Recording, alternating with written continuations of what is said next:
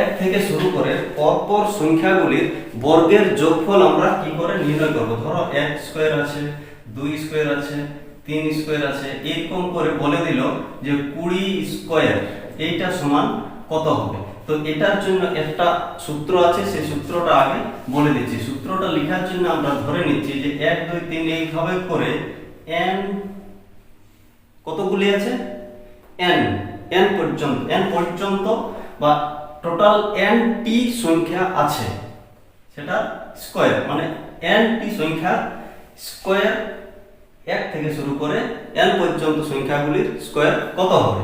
তো এটার জন্য একটা সূত্র হচ্ছে আমাদের n into n plus 1 into 2n plus 1 by 6।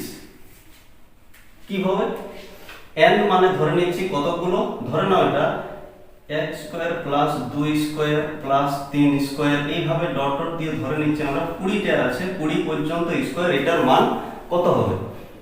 তো এটাকে আমরা কি করব, n মানে এই যে এটা কতগুলি সংখ্যা আছে, এক থেকে পর পর সবগুলো মানে 20টাই আছে, তাহলে এটা হবে 20, এর সাথে গুণ করতে হবে 20 প্লাস 1, এর সাথে গুণ করতে হবে 2n মানে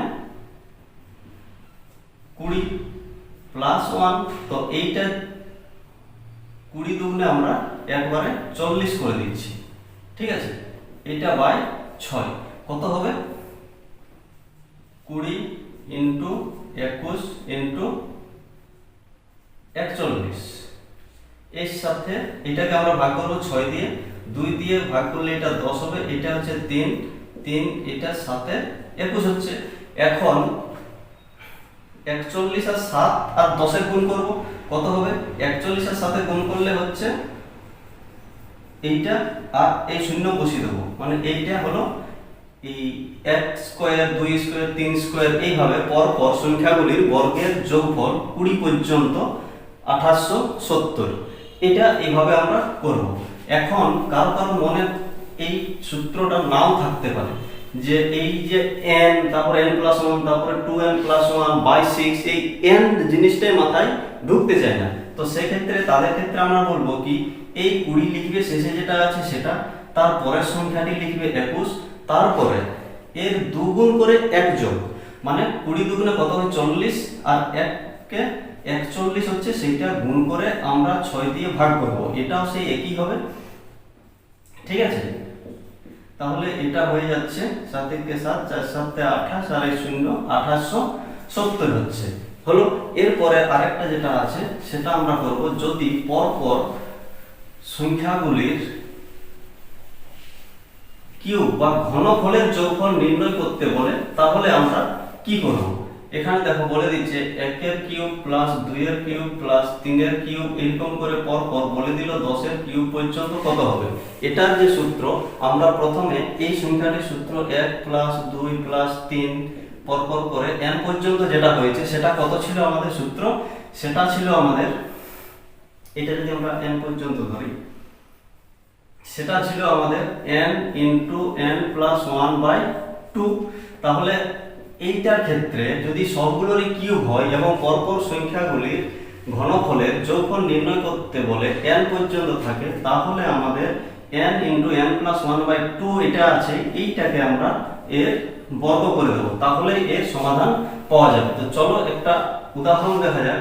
1 এর কিউব প্লাস 2 এর কিউব প্লাস 3 এর কিউব, এইটা ডট ডট দিয়ে যদি 10 এর কিউব পর্যন্ত নির্ণয় করতে বলা হয়, তাহলে n মানে কত হচ্ছে আমাদের, কটি সংখ্যা আছে 10টি, ইনটু বা ওই সূত্র অনুযায়ী করি 10 প্লাস 1 বাই 2 করে সেটা হোল স্কয়ার করব, কত হচ্ছে এটা 10 ইনটু 11 বাই 2, তার হোল স্কয়ার যদি করা হয়, এটা হচ্ছে 5, তাহলে 5 11 55, মানে 55 স্কয়ার হচ্ছে।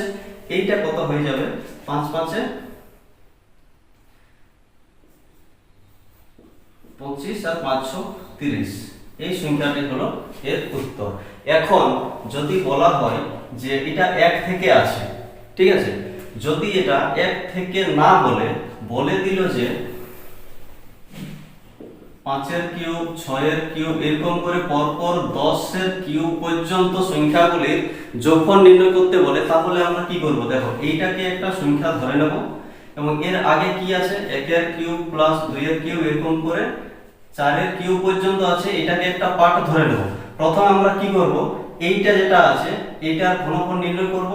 4 × 4 এর পরের সংখ্যা হচ্ছে 5/2, এর বর্গ করলে কত হচ্ছে 2, মানে 5 দুগুণে 10, 10 এর স্কয়ার মানে 100। এইটা হলো কি এইটুকুটার যোগফল। এরপরে আমরা 1 থেকে শুরু করে পুরোটার যোগফল নির্ণয় করব। এটা কত আছে 10, এর পরের সংখ্যা 11 ডিভাইডেড বাই 2 যদি করা হয় তার হোল স্কয়ার সমান হচ্ছে, এটা কেটে যাচ্ছে 5, হয়ে যাবে আমাদের 55 স্কয়ার, মানে 5 5 25 আর 5 6 30। এই সংখ্যাটা হচ্ছে। এখন আমরা যদি পুরোটা থেকে এইটুকুটা বাদ দেওয়া হয় তাহলে এইটা পেয়ে যাব।